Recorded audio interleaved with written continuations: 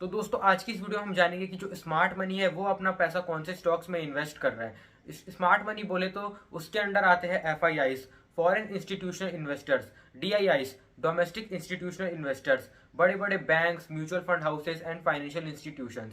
तो ये जो है ये ऐसे स्टॉक्स में अपना पैसा इन्वेस्ट करते हैं जिसमें अच्छा ग्रोथ पोटेंशियल देखने को मिलता है। तो हम ऐसे स्टॉक्स को फाइंड आउट करके आगे फ्यूचर के लिए जो ग्रोथ पोटेंशियल वाले स्टॉक्स है उसमें अपना पैसा इन्वेस्ट कर सकते हैं, जिसमें कि हमें फ्यूचर में प्रॉफिट होने की या फिर मल्टीपैगर रिटर्न्स होने की संभावना हो जाती है। तो ऐसे स्टॉक्स को फाइंड आउट करने के लिए हम यूज करने वाले धन के स्कैनएक्स का। जी हाँ, स्कैनएक्स एक स्टॉक स्क्रीनर है जो कि बहुत सारे जितने भी स्टॉक्स से फिल्टर आउट करता है हमारे फिल्टर्स के अनुसार स्टॉक्स को। तो हम यहाँ पे कुछ फिल्टर्स का यूज करेंगे एंड हम कुछ बातें जानेंगे जिसकी मदद से हम ऐसे स्टॉक्स को फाइंड आउट कर पाएंगे जिसमें कि एफआईआईस या फिर डीआईआईस या बोले तो जो स्मार्ट मनी है वो अपना पैसा इन्वेस्ट कर रहा है। तो वीडियो में एंड तक के बने रहना है। अगर अभी तक आपने धन में डीमेट अकाउंट ओपन नहीं किया है तो लिंक डिस्क्रिप्शन बॉक्स में ओपन कर सकते हैं एंड अपनी इन्वेस्टिंग एंड ट्रेडिंग जर्नी की शुरुआत कर सकते हैं। Let's begin. तो दोस्तों यहाँ पे हम लोग स्कैनएक्स के स्टॉक स्क्रीनर में आ चुके हैं।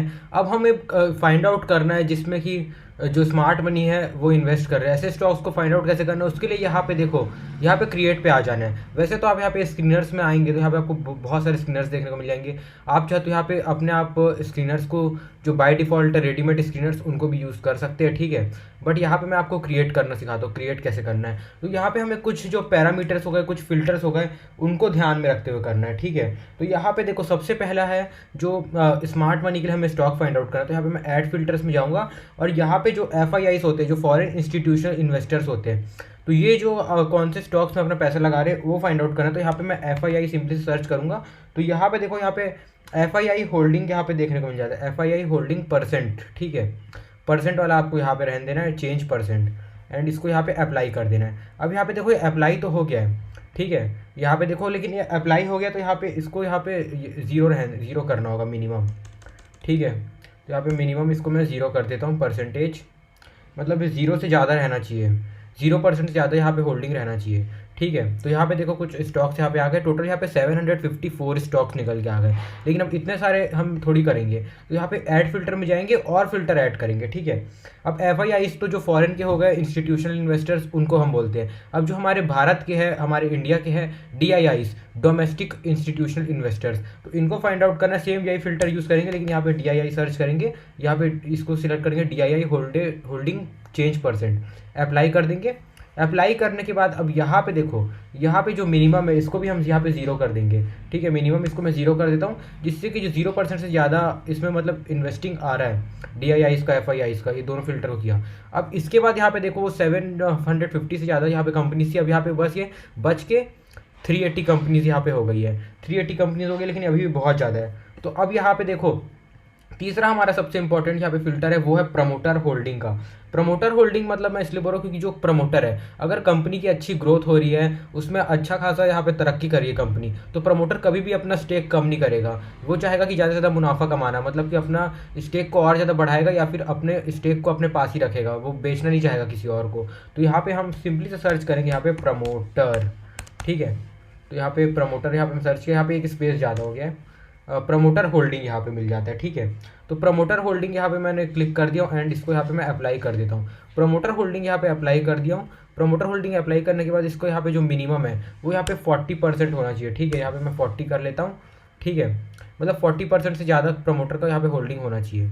तो यहाँ पे देखो अब बच के यहाँ पे 304 कंपनीज रह गई है, ठीक है। प्रमोटर होल्डिंग यहाँ पे मैंने किया है। तो उसके बाद चलो फिर और फिल्टर ऐड करेंगे क्योंकि इतने से काम नहीं बनेगा। तो यहाँ पे देखो, यहाँ पे दो इंपॉर्टेंट फिल्टर बता रहा हूँ। यहाँ पे पहला हो गया RO, ठीक है। यहाँ पे देख सकते हैं ROE ग्रोथ परसेंट, ठीक है। रिटर्न ओवर यहाँ पे इन्वेस्टमेंट कितना यहाँ पे होना चाहिए, ठीक है। यहाँ पे ROI जो भी यहाँ पे आप बोले, तो यहाँ पे मैं ये देख सकते हैं ROE का ग्रोथ परसेंट, यहाँ पे टाइम फ्रेम यहाँ पे 5 साल का कर देते हैं, ठीक है। 5 साल का या फिर यहाँ पे ईयर ही रहने देते हैं एंड इसको यहाँ पे अप्लाई कर देंगे। ROE यहाँ पे देख सकते हैं एंड यहाँ पे देखो इसका जो मिनिमम है वो 15% यहाँ पे होना चाहिए, ठीक है। तो यहाँ पे मैं 15% सिलेक्ट कर देता हूँ। 15% से ज़्यादा यहाँ पे ग्रोथ होना चाहिए कंपनीज़ का। सॉरी, यहाँ पे थोड़ा हल्का गलत हो गया ये।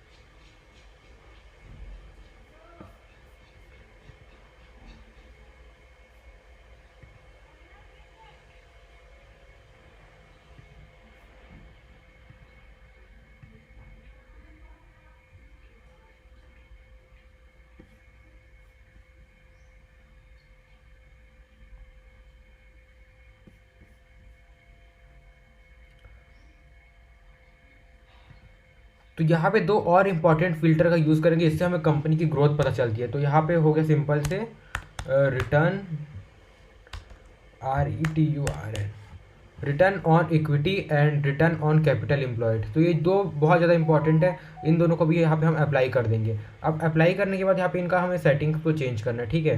तो यहाँ पे इसका रिटर्न ऑन इक्विटी है, मतलब कि जो इक्विटी है, जो स्टेक है स्टेक होल्डर्स का, तो उसमें कितना रिटर्न मिला है, मतलब बेसिकली कैपिटल में minimum return year by year 15% का यहाँ पे होना चाहिए, ठीक है। तो इसको यहाँ पे मैंने यहाँ पे 15 कर दिया है, ठीक है। अब उसके बाद यहाँ पे एक जो हमारा दूसरा फिल्टर है, दूसरा फिल्टर हमारा क्या है, रिटर्न ऑन कैपिटल एम्प्लॉयड, मतलब कि जो कैपिटल आया है, नया पैसा आया है, उसमें कितना रिटर्न निकाल पा रही है कंपनीज, ठीक है। तो वो भी यहाँ पे हम यहाँ पे मिनिमम जो रिटर्न ऑन कैपिटल एम्प्लॉयड है उसको हम यहाँ पे 20 कर देंगे। तो अभी मैंने इसको 20% ज़्यादा कर दिया है। अब उसके बाद देखो, इसके बाद बस 70 कंपनीज बची है, ठीक है, इतना फिल्टर्स लगाने के बाद। लेकिन अब बारी आती है और फिल्टर लगाने की। मैं चाहता हूँ कि हमारी जो कंपनी है उसमें डेट बिल्कुल नहीं रहना चाहिए, मतलब कि जो डेट है बहुत ज़्यादा कम रहना चाहिए। जो कंपनी कर्ज में रहती है वो उतना ग्रो नहीं कर पाती है, ठीक है, और ना ही उसमें स्मार्ट मनी अपना पैसा इन्वेस्ट करना चाहेगा। तो यहाँ पे डेट टू इक्विटी रेशियो यहाँ पे हम सिलेक्ट करेंगे अगले फिल्टर में। तो यहाँ पे मैं डेट टू इक्विटी में यहाँ पे आ जाता हूँ एंड यहाँ पे इसको मैं अप्लाई पे क्लिक कर देता हूँ। तो डेट टू इक्विटी यहाँ पे मैंने अप्लाई कर दिया एंड यहाँ पे देखो मिनिमम इसका वैल्यू कितना होना चाहिए, मिनिमम यहाँ पे मैं 0 कर दिया हूँ एंड यहाँ पे मैक्सिमम डेट कितना एक कंपनी के पास होना चाहिए वो यहाँ पे मैं 0.5 कर दिया हूँ, ठीक है। तो ये आप देख लेना। और उसके बाद यहाँ पे इसको हम यहाँ पे अप्लाई कर देते, तो देख सकते हैं 56 कंपनीज बची है यहाँ पे। उसके बाद यहाँ पे देखो और इम्पॉर्टेंट चीज़ है कि कंपनी का जो रेवेन्यू है वो भी ग्रोथ होना चाहिए, मतलब कंपनी का रेवेन्यू भी बढ़ना चाहिए। तो यहाँ पे मैं रेवेन्यू पे आ जाऊँगा एंड यहाँ पे देखो रेवेन्यू ग्रोथ परसेंट वाला है ये सेकंड नंबर का, इस पे आना है और टाइम फ्रेम यहाँ पे 5 साल का कर देना है, ठीक है। टाइम फ्रेम यहाँ पे 5 साल का कर दिया हूँ एंड इसको मैं अप्लाई कर देता हूँ। टाइम फ्रेम यहाँ पे 5 साल का कर दिया हूँ एंड उसके बाद यहाँ पे देखो जो इसका मिनिमम वैल्यू कितना होना चाहिए वो मैं बता दे रहा हूँ।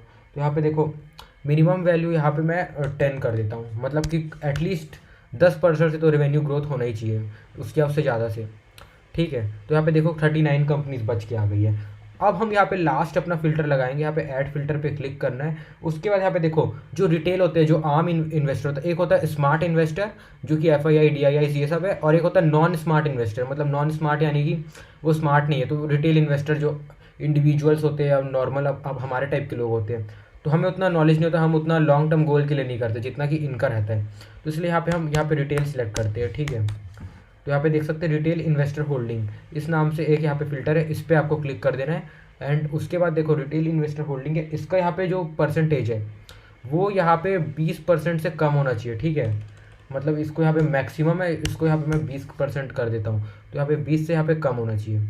तो देखो बस यहाँ पे 20 कंपनीज बच रही है। ये जो 20 कंपनीज है इनको हम अब ऐसा नहीं कि 20 के 20 में पैसा लगा देना है, अब इन 20 के 20 को हम चार्ट्स को, फंडामेंटल्स को, सबको यहाँ पे टेक्निकल के थ्रू अच्छे से एनालाइज करेंगे, उसके बाद हम अपनी कंपनी को सिलेक्ट करेंगे, ठीक है। तो यहाँ पे देखो फॉर एग्जांपल यहाँ पे देखो यहाँ पे मेरे को मिल रहा है एक वारी एनर्जीज, वारी एनर्जीज अच्छा लग रहा है मुझे, तो मैं वारी एनर्जीज में आ जाता हूँ एंड जैसे ही मैं इसको ओपन करूँगा तो यहाँ पे इसको ओपन करूँगा तो यहाँ पे अब देखो इसका चार्ट वगैरह खुल गया है। फिर उसके बाद देखो इसके की फंडामेंटल्स आ गए, market cap, earning per share, PE ratio, PB ratio, book value, EBITDA, dividend yield, industry क्या है, इसका सेक्टर क्या है, return on equity, debt to equity, सारा चीज़ यहाँ पे बाय डिटेल में आ गया है। यहाँ पे देखो एनालिस्ट का रेटिंग एंड फोरकास्ट भी देखने को मिल जाता है कि बाय करने बोल रहे, सेल करने बोल रहे, होल्ड करने बोल रहे, ठीक है। आप एक एक पैरामीटर को देख सकते हैं, फोरकास्ट, एबिटा का फोरकास्ट देख सकते हैं, फिर EPS का, अर्निंग पर शेयर का, कि यहाँ पे ईयर बाय ईयर कितना ग्रोथ मिल रहा है, फिर इसके प्राइस का, ठीक है।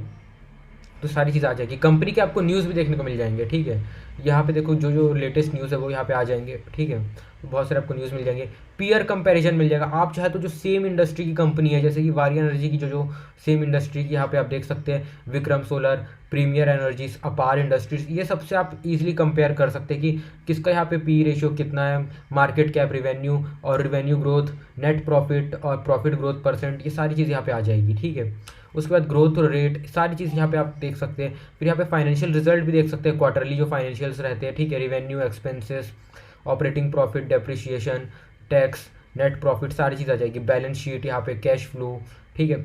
शेयर होल्डिंग आ जाएगी, प्रमोटर के पास कितना है, FII DII के पास, मतलब किसके पास कितना स्टेक है वो भी आ जाएगा यहाँ पे, ठीक है। यहाँ पे देख सकते हैं कॉर्पोरेट एक्शन भी आपको देखने को मिल जाएगा, डिविडेंड कब अनाउंसमेंट हुआ है, एनुअल मीटिंग वगैरह का। फिर कंपनी के फाइलिंग्स और टू एक्सचेंजेस भी आ जाएंगे, ठीक है।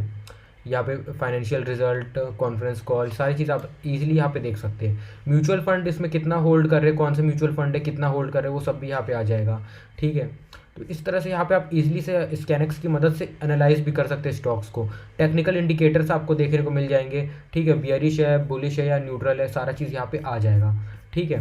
तो इस तरह से यहाँ पे आपको एनालाइज करना है। इसी तरह से आप यहाँ पे बाकी और भी कंपनीज़ को एनालाइज कर सकते हैं एंड अपनी पसंदीदा कंपनी में इन्वेस्ट कर सकते हैं इस हिसाब से। आई होप आपको अच्छे से समझ आया होगा इसको कैसे यूज़ करना है।